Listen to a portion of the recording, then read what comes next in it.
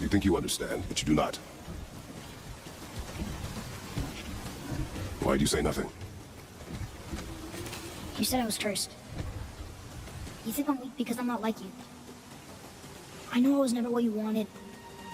But after all this, I thought maybe things were different.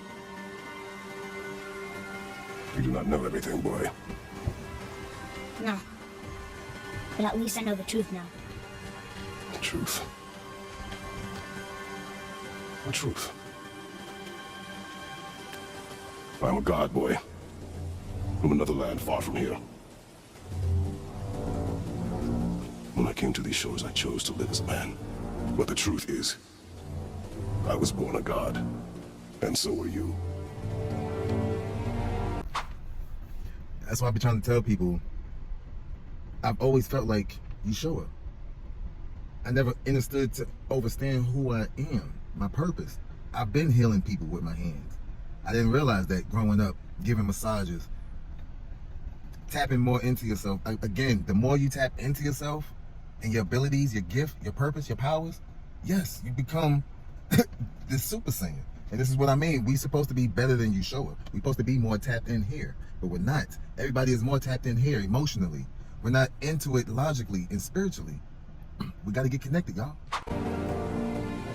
Boy, I have nothing to say. Can I turn into an animal? Can you turn into an animal? No. No, I do not think so. I'm a god. Mother knew? She was a god too? No. She was mortal, but she knew my true nature. I'm a god. Why did you wait so long to tell me?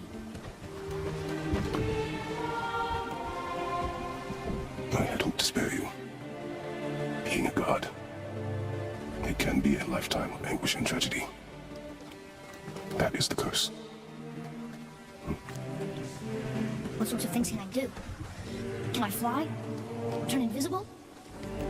I don't feel like God. I do not know the reach of Godhead. But over time, we will learn.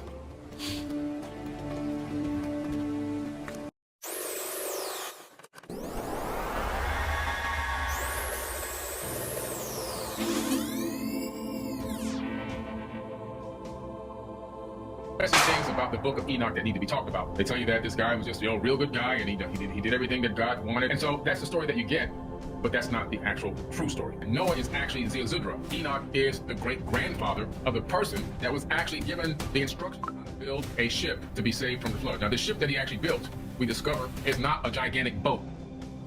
Zebediah and Azazel were the two chiefs or leaders of this particular crew of these watchers. And these EGG people are these Anunnaki workers. And the fallen angels impart various types of knowledge and skills that were previously unknown to mankind. Then they started doing something again that was against the prime directive. They started teaching forbidden knowledge, was going to expedite our advancement technologically.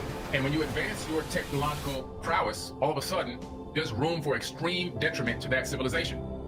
They praise Enoch for being so holy and so good to God that he was taken away and straight to heaven. He didn't have to die. He went straight into heaven and he never came back. They tell you that this guy was just a real good guy and he did everything that God wanted and he was without sin and he was so incredible that hey, just take him straight to heaven. Just bypass the whole death process. Just go ahead and take him to heaven. And so that's the story that you get, but that's not the actual true story. It's quite interesting that Enoch is highly, highly, highly revered in the biblical text. However, his own book was left out of the Bible. Now, why do you think that is? Why do you think Enoch's text was left out of the canonized Bible? Well, I'll tell you why. Because it's talking about these people behind me. That's why. A bullshit. A bullshit. A bullshit. A bullshit. It's an ancient Jewish religious text traditionally ascribed to Enoch, the great-grandfather of Noah. Now, who is Noah? We know now, because I've been reading the Epic of Gilgamesh, that Noah is actually Zeazudra. Okay? That's his real name, Zeazudra. His original name is Zeazudra, or even in some, depending on which version of the Epic of Gilgamesh, Akkadian or Babylonian, it could be Unapishtim. Okay? Zeazudra is the most commonly known name, but Enoch is the great-grandfather of the person that was actually given the instructions on how to build a ship to be saved from the flood. Now, the ship that he actually built, we discover in the Sumerian tablets, is not a gigantic boat like what they have been preaching to you in Sunday school. He was given the instructions, and how do I know this? Well, the tablet is actually in the British Museum. He was given the instructions on how to build a gigantic round disc submersible, or maybe it flew, I don't know, we don't know, nobody knows. And it was cut up into sections like a pie on the inside. And he was told to put his local flora and fauna and his local livestock in that disc. He never built a gigantic ship. Not once did he build a ship. That is false information. Not once did 2 parakeets and 2 lions and 2 deer and 2 cockroaches and 2 fleas and 2 ticks and all this come on the boat. Didn't happen, okay? Come on now, dog. Come on, man. Just telling you right now, it did not happen. He was literally told to get his local flora and fauna and his local livestock and take on this disc that was cut up into sections like a pie on the inside, but it was a sealed disc, like a saucer. That's what he was in. And we know this for an absolute fact now. There's no way to get around it.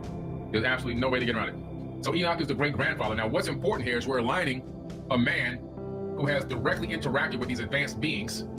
Now we know his own descendant also interacted with these advanced beings, as he was given the actual instructions on how to build this from Enki, one of these Anunnaki people.